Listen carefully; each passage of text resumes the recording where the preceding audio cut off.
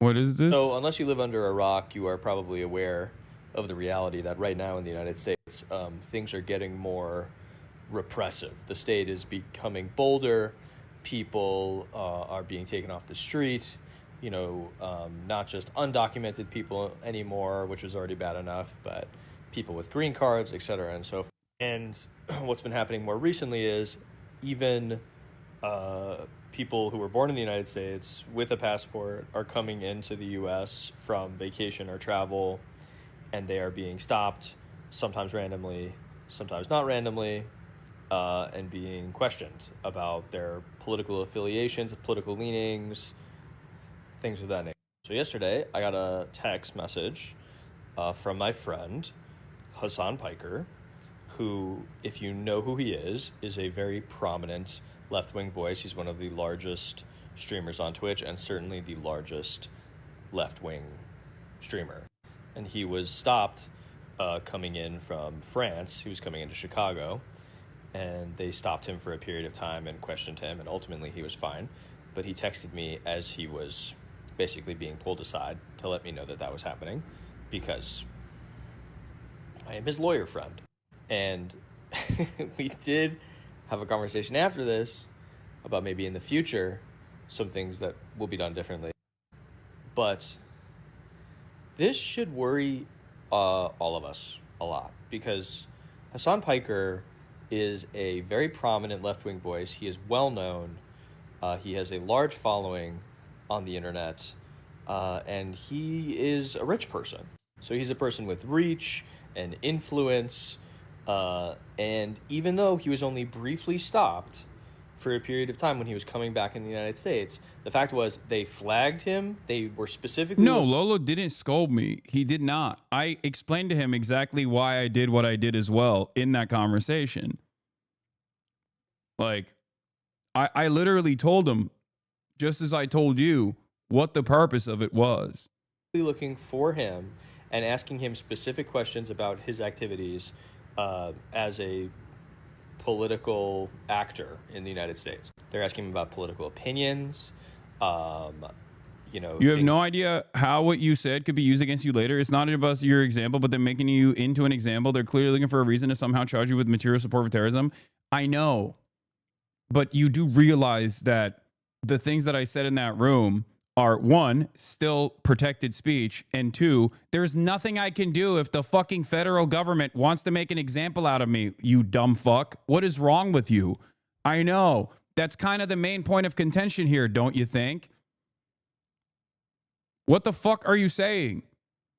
Yes, I know that already. You think I don't know that? You think I haven't talked to literal fucking journalists and also organizations so far since this conversation took place?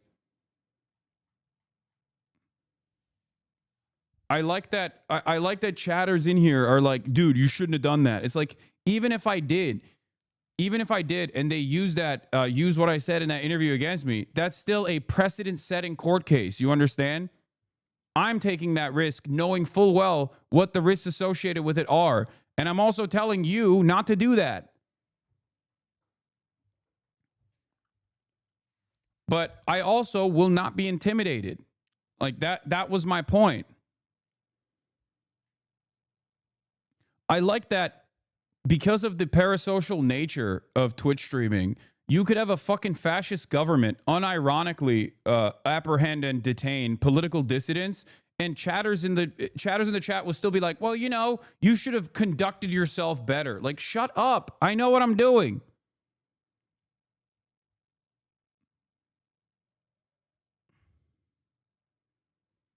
What are you saying right now? I knew that I was taking a calculated risk to talk in that situation. I know that.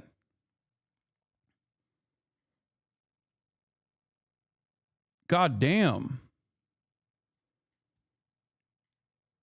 This was partially the reason why. I made this calculated decision, because I wanted to see what their inquiries were going to look like. I had heard from TikTok stories of American citizens getting apprehended at the border, getting detained at the border. Okay. And I had a different red line than some other people do. My red line was unlawful search and seizure. But up until that point, I was going to entertain the inquiry so that I could engage in some sort of fact-finding mission. And I actually got TikTok as your source of news. No, you fucking moron. I'm the source of news in this situation. That's what I'm saying. I had heard firsthand accounts from people, not just on TikTok, but immigration attorneys being apprehended at the border, for example, on NBC and numerous other news outlets that had verified reports. So when this situation came, when I was in the similar situation, I was the one who was like, okay, I'm going to see what this is about. Anyway, let's continue. He said in the past, his Twitch ban, some things that were frankly ridiculous, and other things that maybe weren't ridiculous but are scary for an administration to be looking for in terms of what your political beliefs are.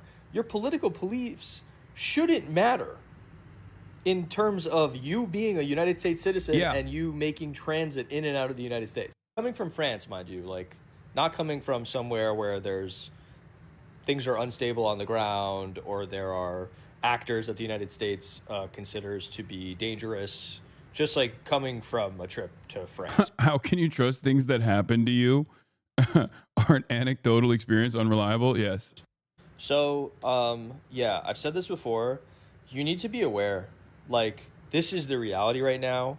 The Trump administration is floating the idea and talking, like Stephen Miller is talking about, they want to suspend habeas corpus. Habeas is the ability to challenge a wrongful arrest, so basically the police can't arbitrarily arrest you and not tell you why you're being held or hold you indefinitely. It's a critical function of due process, which is what every American is guaranteed, but also everybody who is on American soil by the Constitution. Now, the issue here is that the only place where you technically don't have this, or it's technically an illegal gray area, and I think like immigrant rights attorneys will also tell you this, or at least as far as everything that I've read, they also will literally tell you that it's like kind of a gray area, is the fucking border.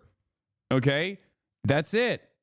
That's the one area where there is definitely a deliberate effort from the Supreme Court and the American reactionary movements that have eroded constitutional protections piece by piece.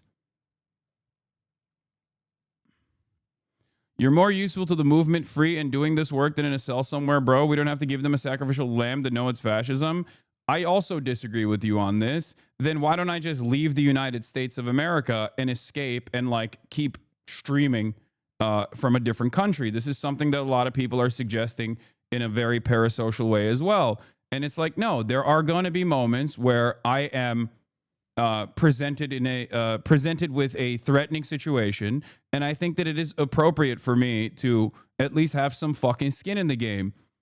It's all right, especially because I do have a lot of privilege. That's it.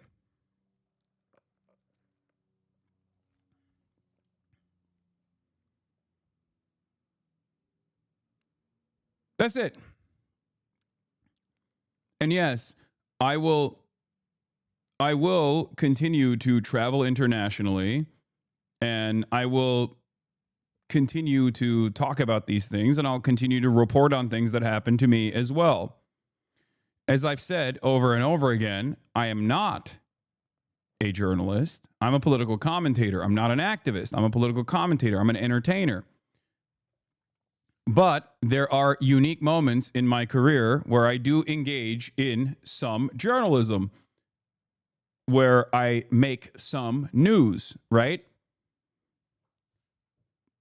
And my personal experience in that regard played a role here. That's established law, and that has been established law. We know that this administration doesn't care about any of that stuff. and doesn't care about what the law is in actuality. All of us collectively need to be smart about how we are articulating certain things online, not to be silent, to be perfectly clear before the do not comply in advance heroes in the comments go absolutely insane.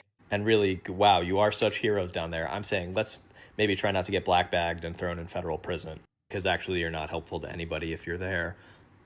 Okay. Important to remember that posting is not activism, right?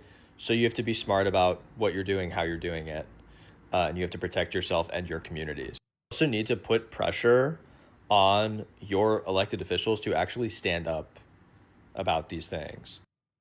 Are most electeds not really doing much about it? Things are really bad, but I also think Trump's approval rating is incredibly low, and there are a lot of judges that are pushing back in terms of any of the enforcement things that this administration is trying to do. And we collectively need to pay attention and show up when the law is broken, when people are detained, etc. We need to keep each other and our communities safe, because we're the only ones who are going to do it. And you need to be smart and not put stupid things in writing, honestly. Doesn't mean you can't express your political opinion. You should be expressing your political opinion. I just wrote a piece. I've written pieces about Luigi Mangione. I've written pieces about not feeling bad for police officers that got killed. You can still express yourself. You just need to be smart about the way you do that. So,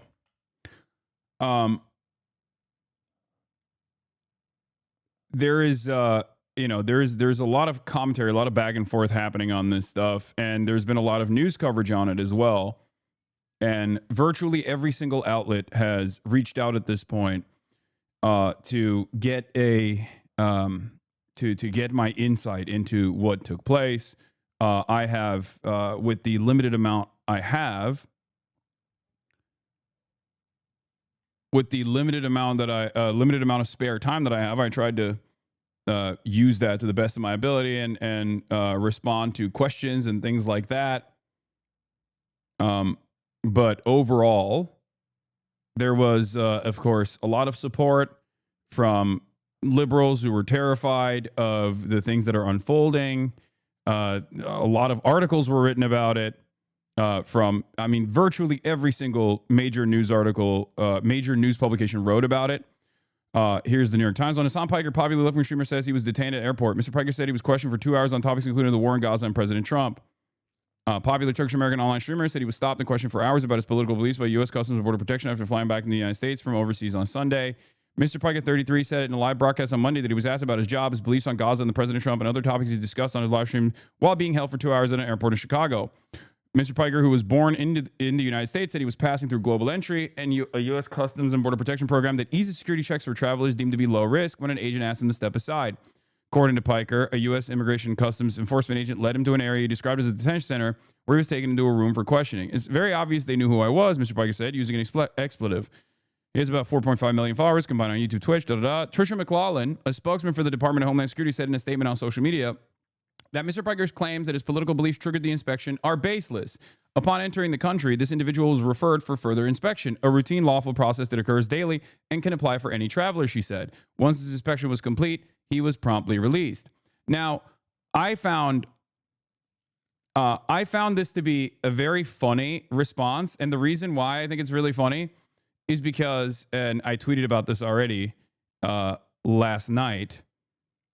I found this to be really interesting. One, because first and foremost, they admit to it happening, which is like they openly admit to it taking place, right? Saying that I'm lying for likes is very funny because they don't even deny that it took place. Okay? They simply deny that it was a political targeting. And I think it's important. I think it's important to take note of what the Department of Homeland Security is taking issue with here. Okay? What the Department of Homeland Security is taking issue here is what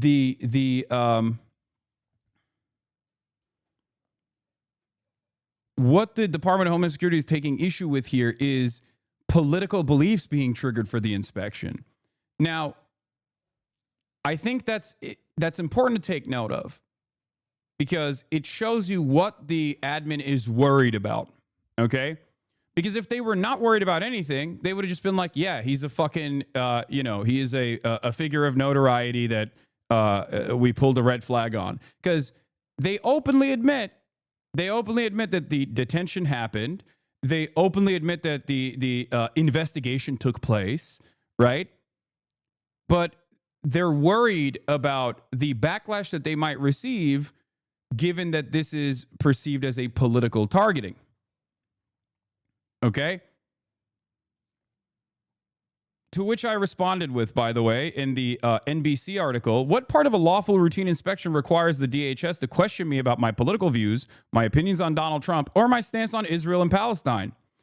The agent was cordial, but the experience, along with reports of other Americans facing similar questioning, seems intended to create a chilling effect on speech. As a taxpayer, I believe CBP agents should be focusing on actual threats like preventing agricultural risks or combating trafficking, not interrogating people about their political beliefs.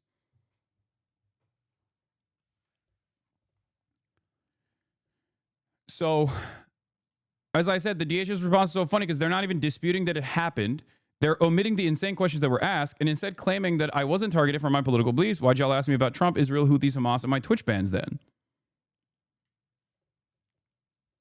So that is what is interesting about the process. Either the DHS is lying about the political motivations for HasanAbi's detention, or asking citizens about their allegiance to Israel is now their standard practice. Exactly. Like, is this normal? Not even just like allegiance to Israel, but also opinions on Donald Trump, the president, or opinions on Hamas, Hezbollah, the Houthis. Like, that's crazy. That's not normal. That is the whole point of this. The reason why this is insane is because you are asking an American citizen who is literally a part of global entry, right? That has already been, that is a known traveler to the Department of Homeland Security, an American citizen that was born on U.S. soil, questions about whether or not they have an allegiance to Donald Trump, the current president. None of this will bar you entry into the country. Do you understand? And I don't even think that was the purpose. I think that the purpose was to create a chilling effect. That's it. Mr. Piker described the conversation as really, really interesting and very cordial. He said the agent asked him what he did for work, the topics he talked about in his streams, and whether he discussed the news, including the war in Gaza and President Trump. They straight up tried to get something out of me that I think they could use basically to detain me permanently, Mr. Piker said, using an expletive again. There's no direct connection or direct involvement. He also described the agent who identified himself as Iraqi as very sympathetic, where, okay, they literally took very specific parts of this to make this seem like it was a pleasant experience overall. Okay. And they just did not, they omitted parts of this conversation that I definitely maintained it was not, was not a pleasant experience. When he asked the agent why he was being detained, Mr. Piker said the agent told him it was routine. He also said he was repeatedly asked about his opinions on whether he was involved with Hamas, the Houthis, an Iranian-backed militant group that controls northern Yemen, and Hezbollah. Throughout the questioning, Mr. Piker said he was transparent in his responses and repeated the same answers, including describing himself as a pacifist who wanted the wars to end. In his broadcast, Mr. Piker said he planned to submit an online inquiry about why he was stopped.